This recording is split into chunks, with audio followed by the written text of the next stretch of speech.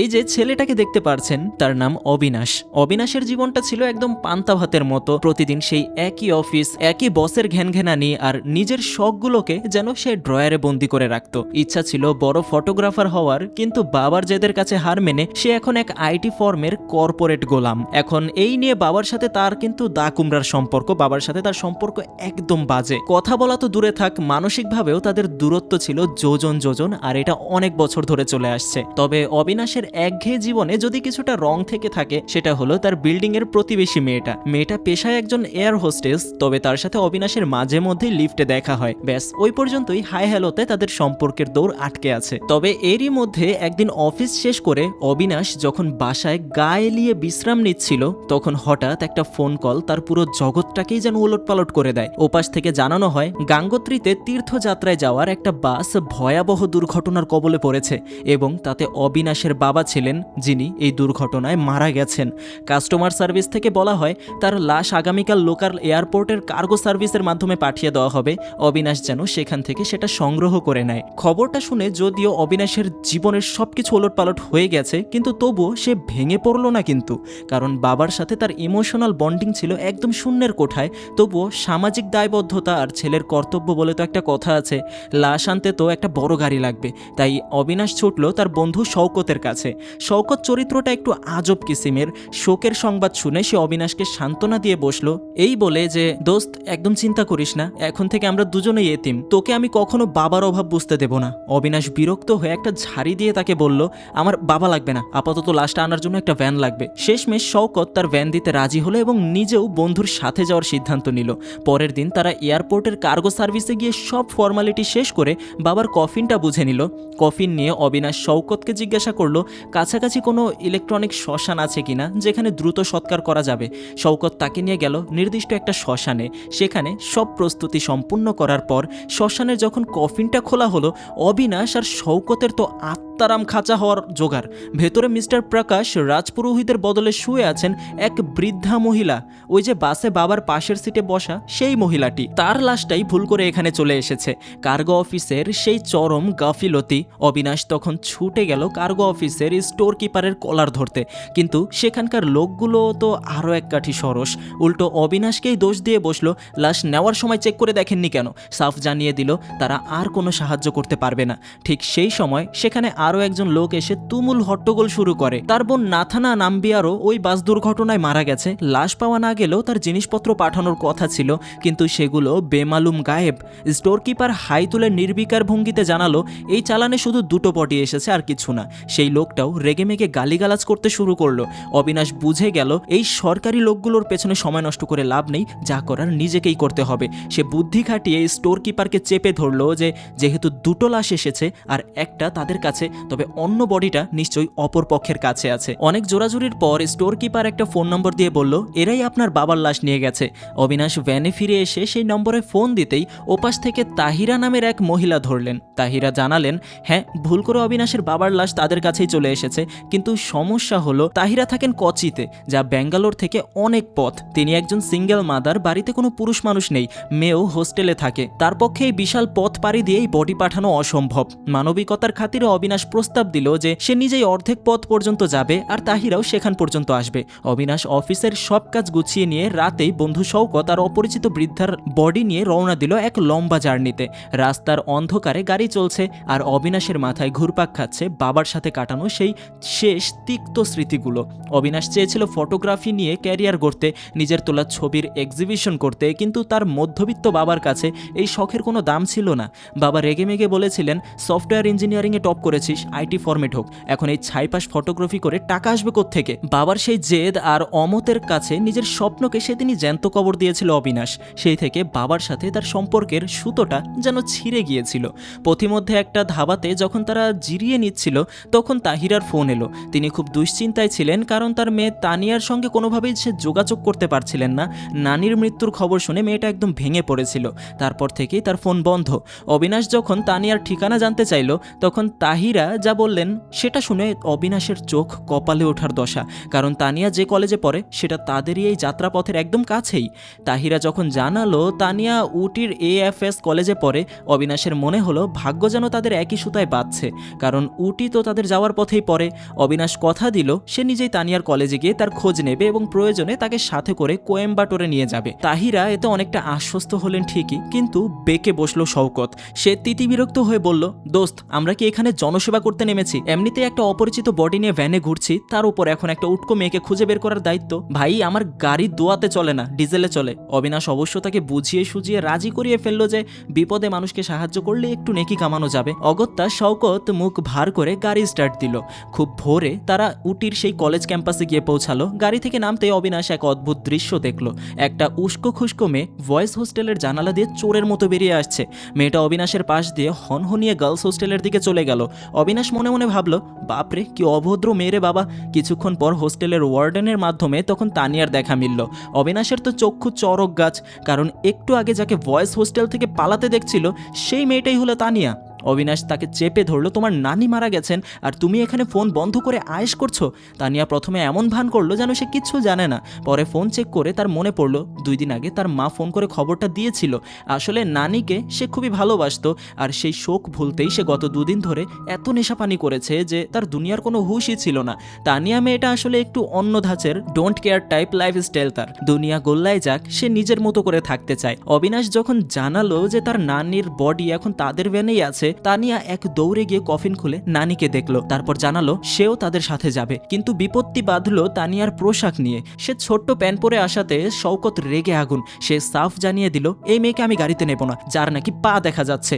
অবিনাশ পড়লো মহা বিপদে। সরাসরি বলতেও পারছে না, আবার শওকতকে সামলাতেও পারছে না। কৌশলে সে তানিয়াকে বলল, রাস্তায় খুব ঠান্ডা পড়বে, তুমি বরং পুরো শরীর ঢাকা যায় এমন কিছু পরে নাও। শুনে তানিয়া তো ক্ষেপে লাল। সে শটান বলে দিল, আমার শরীর আমার ইচ্ছা, তুমি বলার কে? তানিয়া গটগট করে ভ্যানে উঠে শওকতকে লক্ষ্য করে বলল, এই ড্রাইভার গাড়ি স্টার্ট দাও ব্যাস। শওকতের রাগের মাথায় যেন একদম ঘি ঢেলে দেওয়া হলো। একে তো হাফ প্যান্ট, তার উপর তাকে ড্রাইভার বলা। শওকত চিৎকার করে উঠল, বেয়াদব মেয়ে, আর একবার যদি বেয়াদবি করিস তবে তোর নানির পাশে তোকেও কফিনে ঢুকিয়ে দেবো। এই বলে সে রাগ করে গাড়ি থেকে নেমে গেল। পরিস্থিতি বেগতিক দেখে অবিনাশ এখন কার হাত পা ধরবে সেটাই বুঝে উঠতে পারছে না। শওকতের রাগ তো আর সহজে জল হয় না। অবিনাশ অনেক হাত পা ধরার পর শেষমেশ শওকত এই শর্তে রাজি হলো যে তানিয়াকে গাড়িতে একদম মুখ বুজে থাকতে হবে। শওকত গাড়ি স্টার্ট তো দিল, কিন্তু মাঝপথে গিয়ে দেখা দিল নতুন বিপত্তি। গরমের চোটে তানিয়ার নানির লাশটা এবার পচতে শুরু করেছে, তাই তড়িঘড়ি একটা বরফের কলের সামনে গাড়ি থামানো হলো। কফিনের ভেতর বরফ সাজানোর সময় তানিয়া হঠাৎ একটা বক্স খুঁজে পায়। বক্সের গায়ে লেখা লাথার নাম্বিয়ার, আর সাথে কোয়াট্টায়ামের একটা ঠিকানাও দেওয়া। নামটা দেখেই অবিনাশের মাথায় ঝিলিক দিয়ে উঠল। এ তো সেই লোকটার বোনের নাম, যে লোকটা সেদিন কার্গো অফিসে পার্সেল না পেয়ে হুলুস্থুল কাণ্ড বাঁধিয়েছিল। এয়ারপোর্টের লোকগুলো ভুল করে ওই পার্সেলটা এই কফিনের ভেতর চালান করে দিয়েছে। অবিনাশের মনে হলো একটা মানুষের শেষ স্মৃতিগুলো তার পরিবারের কাছে পৌঁছানো খুব জরুরি, তাই তারা সিদ্ধান্ত নিল কোয়েম্বাটোর যাওয়ার আগে এই বক্সটা ওই ঠিকানায় পৌঁছে দিয়ে আসতে হবে। যেমন ভাবা তেমনই কাজ। তারা কোট্টায়ামের সেই ঠিকানায় গিয়ে হাজির হলো, কিন্তু সেখানে গিয়ে পড়লো মহাবিপদে। বাড়ির লোক হিন্দি বোঝে না, আর এরা 3 জন মালায়ালাম জানে না। শেষমেশ তানিয়ার মা তাহেরাকে ফোনে কানেক্ট করে জানা গেল যে বাড়ির সবাই কাছাকাছি এক বিয়ের অনুষ্ঠানে গেছে। তারা যখন সেই অনুষ্ঠানে পৌঁছালো, গিয়ে দেখে সেখানে লঙ্কা কাণ্ড বেঁধে আছে। পাত্র আর পাত্রীর মধ্যে তুঘলকি ঝগড়া। পাত্রী চায় এখনই বিয়ে করতে, কারণ তার বন্ধুরা সব ইউরোপ থেকে উড়ে এসেছে, আর পাত্র বলছে ফুপুর শ্রাদ্ধ না হওয়া পর্যন্ত পিড়িতে বসবে না। এরই মধ্যে অবিনাশ গিয়ে পাত্রের হাতে ওই পার্সেলটা তুলে দিল। ফুপুর শেষ স্মৃতিগুলো ফিরে পেয়ে পাত্রের বাবা তো খুশিতে আত্মহারা। তিনি আবেগে অবিনাশকে জড়িয়ে ধরলেন। ওদিকে তানিয়া তো তার স্বভাব মতো নানির শোক ভুলে পাত্রের অফার করা ড্রিঙ্কস নিয়ে পার্টিতে মজে গেল। আর আমাদের শওকত ভাই, সে তো আবার অন্য ধাতুর মানুষ। শেরওয়ানি পরে একদম বাবু সেজে সে এক সানাইওয়ালার সাথে গপ্প জুড়ে দিল। এমনকি অনুষ্ঠানে আসা 2 ইংরেজকে দেখে তাদের সাথেও ঝগড়া বাঁধিয়ে বসলো, কেন তাদের পূর্বপুরুষেরা 200 বছর এদের শাসন করেছে। এই হলো তাদের অপরাধ। ভাবুন একবার, সাথে একটা বডি, অথচ এদের কারোর কোনো হুঁশ নেই। এক পর্যায়ে তানিয়াকে বোঝাতে গিয়ে অবিনাশ নিজেও ড্রিঙ্ক করতে শুরু করে দিল। এদের এই হাল দেখে শওকত বিরক্ত হয়ে সানাইওয়ালাকে সানাইওয়ালাকে নিয়ে গাড়ির কাছে চলে গেল।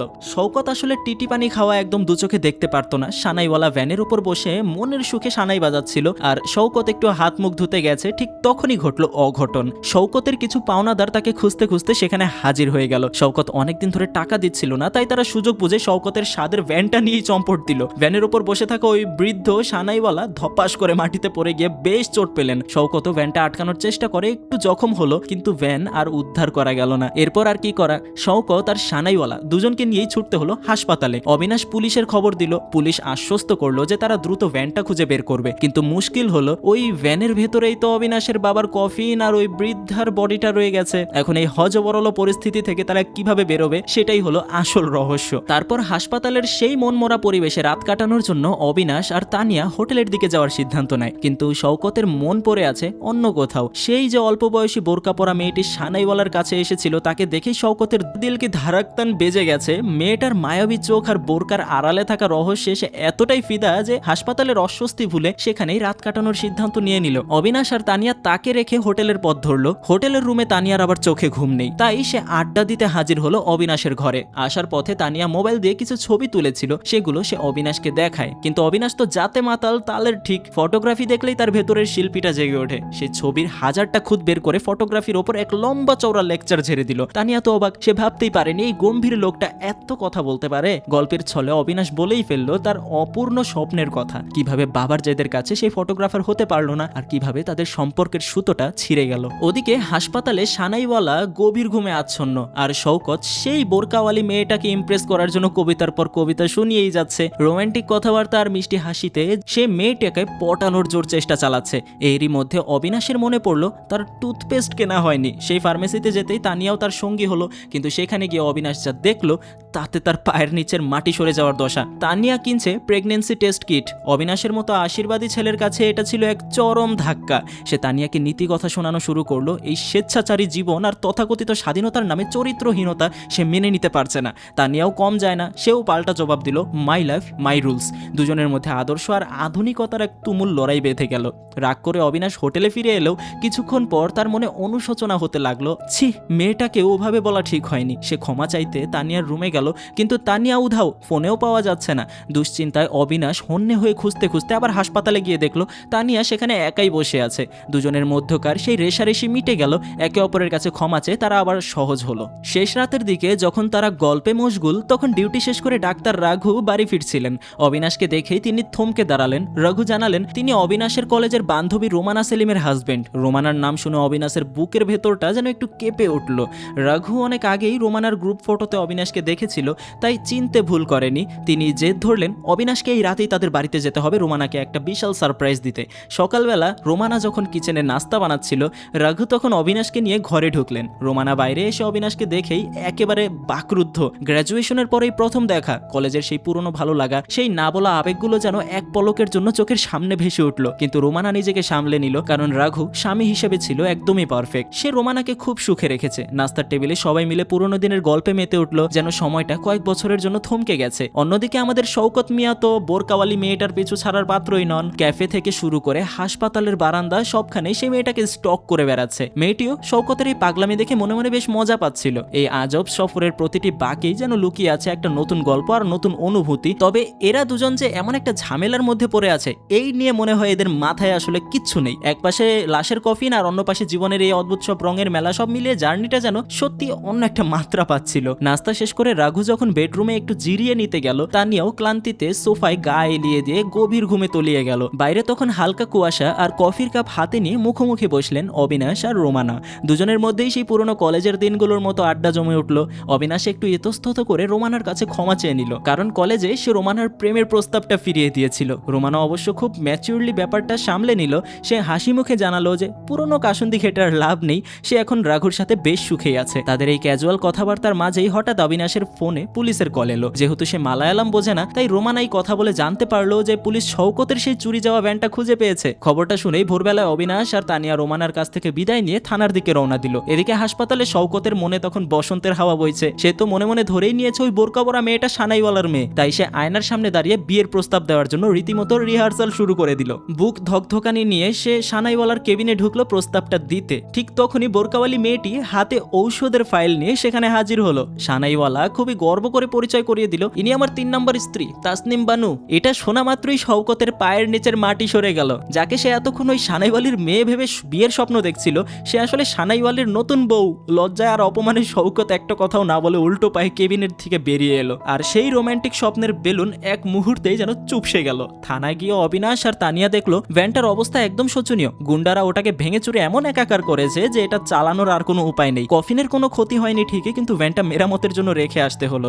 উপায় না দেখে অবিনাশ একটা বড় ক্যাব ভাড়া করলো। কফিনটা গাড়ির ভেতরে রাখার জায়গা না থাকায় সেটাকে দড়ি দিয়ে ক্যাবের ছাদের ওপর কায়দা করে বেঁধে নেওয়া হলো। সেটা নিয়েই তারা হাসপাতালে শওকতকে নিতে এলো। শওকতের মেজাজ তখন তুঙ্গে। একদিকে প্রিয় ভ্যান ভেঙেছে, অন্যদিকে সানাইওয়ালার বউ তার মন ভেঙে চুরমার করে দিয়েছে। সেই রাগ ঝগড়ার জন্য সে পাওনাদারদের ফোন করে তাদের আস্তানায় গিয়ে হাজির হলো। হাতে একটা ক্রিকেট ব্যাট নিয়ে সে একদম ফিল্মি স্টাইলে ডায়লগ দিতে শুরু করলো। কিন্তু কয়েক সেকেন্ডের মধ্যেই যখন চারপাশ থেকে বিশাল বিশাল সব গুন্ডা বেরিয়ে এলো, শওকতের গলার জোর তখন এক কানে মিলিয়ে গেল। সে মিনমিন করে অবিনাশের পাশে গিয়ে বসলো, ভাই আজ মোকাবেলা থাক, চল পালাই। অবিনাশ তো বিরক্ত হয়ে বলল, গাধা, মোকাবেলা করবি না তো আমাদের নিয়ে এলি কেন? শওকত তখন ফিস ফিস করে বলল, আগে গাড়ি স্টার্ট কর, না হলে এরা আমাদের 4 জনকে এক কফিনে ঢুকিয়ে শ্রাদ্ধ করে দেবে। অবিনাশ ক্যাব স্টার্ট দিয়ে অনেক কসরত করে গুন্ডাদের তাড়া খেয়ে একটা ফাঁকা মাঠের মধ্যে এসে থামলো। সেখানে বসে শওকত ইমোশনাল হয়ে তার জীবনের গল্প বলা শুরু করলো। জানালো তার বাবা ছিল 1 নম্বর নেশাখোর, যে কিনা প্রতিদিন নেশা করে তাকে আর তার মাকে মারধর করত। একদিন সহ্য করতে না পেরে শওকত প্রতিবাদ করে বাবাকে মেরেছিল, কিন্তু তার মা খুশি হওয়ার বদলে উল্টো শওকতকেই বাড়ি থেকে বের করে দিয়েছিল। সেই থেকে সেই একা এতিমের মতো ঘুরে বেড়ায়। এই করুণ গল্পের মাঝেই যখন সে সানাইওয়ালার বউয়ের হাতে তার মন ভাঙার কাহিনীটা শোনালো, তখন তানিয়া আর অবিনাশ নিজেদের হাসি আর চেপে রাখতে পারলো না। সব দুঃখ বলে তারা প্রাণ খোলা হাসিতে মেতে উঠলো। হাসি থামিয়ে তারা আবার সেই অদ্ভুত গন্তব্যের দিকে রওনা হলো। গাড়িটা যখন শেষমেশ তানিয়াদের বাড়ির সামনে এসে থামলো, অবিনাশের বুকের ভেতরটা এক অজানা ভারে কুকড়ে যাচ্ছিল। তাহিরার হাতে তার মায়ের লাশটা পরম মমতায় তুলে দিল সে। তাহিরা জানালেন, আজ বিকেলেই তিনি মা আর অবিনাশের বাবার জন্য এক বিশেষ প্রার্থনার আয়োজন করেছে, তাই অবিনাশ যেন সন্ধ্যা পর্যন্ত থেকে যায়। যাওয়ার সময় তাহিরা অবিনাশের হাতে একটা ছোট্ট বক্স তুলে দিলেন, যেটা ভুলবশত তার বাবার লাশের সাথে কোচিতে চলে এসেছিল। অবিনাশ তখন এতটাই নির্লিপ্ত ছিল যে বক্সটা না খুলে অবহেলায় গাড়ির পেছনের সিটে ফেলে রেখে এলো। বিকেলের সেই বিষণ্ণ প্রার্থনার আসরে তাহিরা যখন জীবন আর সম্পর্ক নিয়ে কিছু আবেগঘন কথা বলছিল, অবিনাশের মনটা হু হু করে উঠল। সে একা উঠে গিয়ে গাড়ির ভেতর থেকে সেই ফেলে রাখা বক্সটা বের করলো। ভেতরে হাত দিতেই বেরিয়ে এলো বাবার ব্যবহৃত পুরনো ঘড়ি, মানিব্যাগ আর একটা জীর্ণ ডায়েরি। মানিব্যাগটা খুলতেই অবিনাশের চোখ আটকে গেল। ভেতরে তার মায়ের আর অবিনাশের ছোটবেলার একটা সাদা কালো ছবি সযত্নে রাখা। ডায়েরির পাতা উল্টাতেই সে দেখলো বাসে বসে মৃত্যুর ঠিক আগ মুহূর্তে তার বাবা তার এক বন্ধুর উদ্দেশ্যে একটা চিঠি লিখেছিলেন। সেই চিঠির প্রতিটা শব্দ যেন অবিনাশের হৃদয়ে তীরের মতো বিঁধল। তার বাবা লিখেছিলেন, আমি হয়তো অবিনাশের জীবনটা নষ্ট করেছি, ওর শখটাকে ডানা মিলতে দেইনি। আমি নিজেও একসময় পিয়ানো বাজিয়ে মিউজিক ইন্ডাস্ট্রিতে কিছু করতে চেয়েছিলাম, কিন্তু ব্যর্থ হয়েছি। আমি চাইনি আমার ছেলেটাকে ওইরকম অনিশ্চয়তার সাগরে ভাসতে দিতে, তাই হয়তো একটু বেশি কঠিন হয়ে গিয়েছিলাম। আমি চাই ও কয়েক বছর চাকরি করে নিজেকে গুছিয়ে নিয়ে আবার সেই পুরনো ফটোগ্রাফির শখে ফিরে যাক। ততদিন আমার হয়ে তুমি ওর খেয়াল রেখো।